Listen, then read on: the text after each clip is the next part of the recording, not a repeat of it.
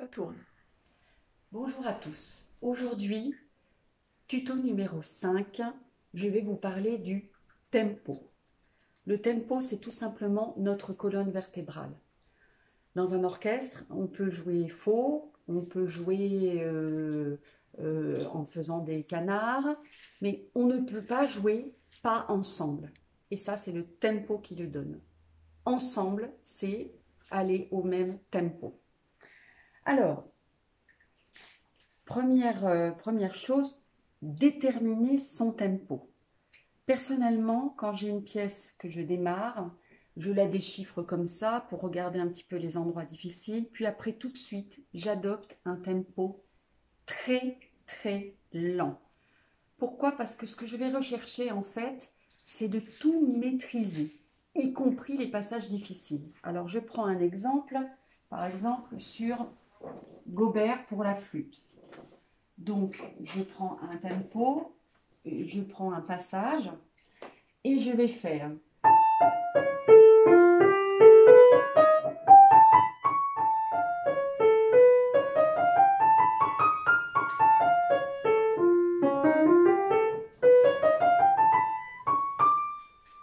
Je n'ai pas travaillé mon doigté, mais je veux passer ce trait donc à cette vitesse-là. 1, 2, 3, 1.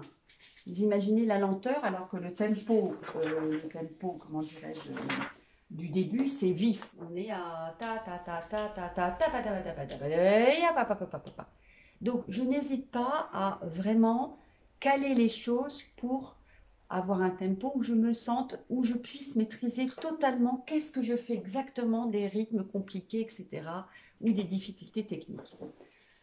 Deuxièmement, je vais travailler mon morceau, etc. Et là, moi, ce que je fais, c'est que je pars d'un tempo lent, je joue le morceau dans des grandes, deux pages par deux pages, et j'augmente.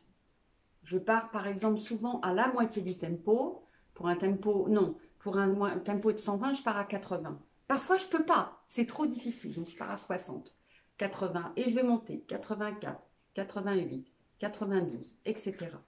Vous pensez que c'est chronophage, mais en fait, c'est très très important pour gagner en confiance, en souplesse, pour ne pas avoir peur et arriver comme ça quand on arrive sur les passages un peu difficiles. Donc, je cherche un tempo de confort où je vais être tranquille. Je reprends toujours mon accompagnement de Gaubert. Par exemple, là, si je veux être tranquille, pour moi, je vais faire...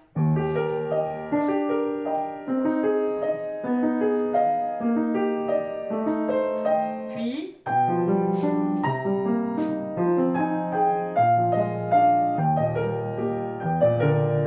Parce que à ce tempo-là, c'est tranquille, mais je n'ai pas de tension. Ensuite, je vais augmenter mon tempo et ensuite, je vais opter pour un tempo de confort, c'est-à-dire je suis au tempo, fourchette basse, mais de confort, ou bien le tempo brillant. Ça n'intervient qu'à la fin du travail. Tempo brillant, c'est lorsque je veux alléger et je veux donner du brillant lorsque j'ai un concours. Je suis toujours sur mon Gaubert, donc là, je vais vraiment aller très vite.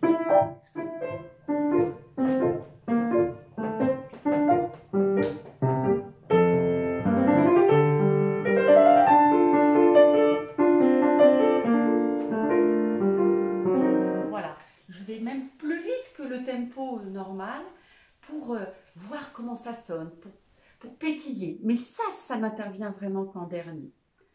Donc, vous l'aurez compris pour ce petit 1 qui va en comporter 4, eh bien, mon meilleur ami, c'est le métronome. Lui seul peut me permettre exactement de savoir si je dois jouer à 120, 122, etc. Deuxièmement, souvent, vous avez des soucis de tempo. Oh, j'ai pris trop vite. Oh, l'accompagnateur a pris trop lent. Oh, j'étais trop lent. Ça, c'est tout simplement parce que, d'une part, vous n'avez pas assez travaillé au métronome, mais c'est surtout que vous n'avez pas mémorisé votre tempo. Il faut apprendre à mémoriser un tempo, c'est-à-dire pouvoir choper son 121 sans métronome. Alors, pour cela, D'abord, quand ça change de tempo, je prends par exemple la sonate de Debussy pour violoncelle. J'ai un passage qui fait, puis plusieurs mesures plus tard, meno, mosso, poco, etc. Eh bien, je vais apprendre à mémoriser le tempo en ne jouant que le début de la mesure. C'est-à-dire que je vais obliger mon oreille à mémoriser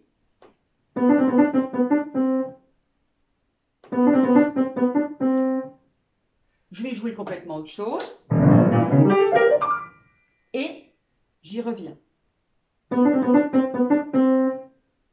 Et je mets mon métronome pour vérifier si je suis bien. C'est-à-dire que là, je fais la démarche inverse. Et je mémorise. D'accord? Ce qui fait que quand je vais arriver avant, je joue avant le morceau.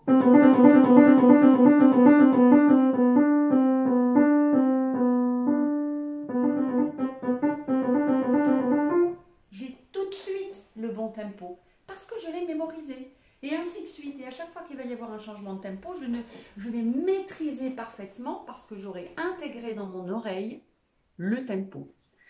Deuxième cas de figure, quand le tempo doit être constant. Alors là, je prends l'exemple de Weber, le premier mouvement tout simplement. Pas du tout, le concerto de corps. Alors là, ici, c'est très simple. Je prends un tempo avec le métronome, toujours pareil, toujours avec le métronome. Donc je me le mets à 120, parce que c'est en général à peu près la base de 120. Et je vais mémoriser, quand le tempo est toujours le même, plusieurs passages, des passages chantés, des passages de traits. Exemple, donc je prends mon concerto de corps, voilà, voilà, et on y va. C'est tout. Même ça, ça suffit. Puis je vais un peu plus loin, autre passage. Et je mémorise. Ok. Ensuite, je vais un petit peu plus loin. Trioler.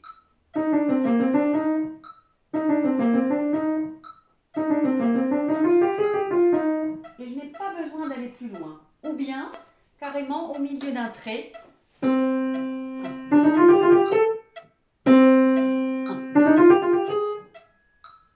Et je fais comme ça, c'est-à-dire que je prends des tout petits bouts de début de nouvelles phrases et je garde toujours ce tempo constant. Mais pour ça, il faut le mémoriser. Parce que souvent, évidemment, quand on va chanter, on va ralentir. Les traits, ils ne vont pas être au bon tempo dès le début ou ils vont presser un petit peu, ça va savonner. Donc voilà, deuxième technique. Troisième technique. Je prends un autre film.